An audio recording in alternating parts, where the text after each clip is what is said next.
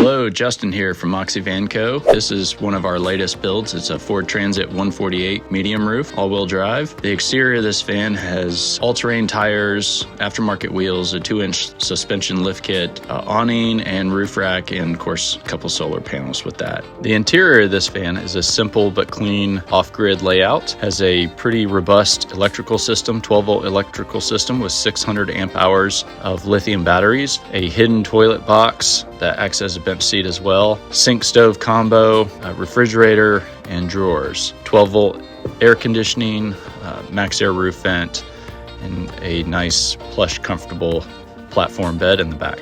Up front in the cab area, one of the driver convenience add-ons we put in is a Wolfbox rear camera system that records and stays on as you're driving, along with the van's reverse rear view camera system. Thanks for checking out our latest camper van build here at Moxie Van Co. We'll see you for the next one.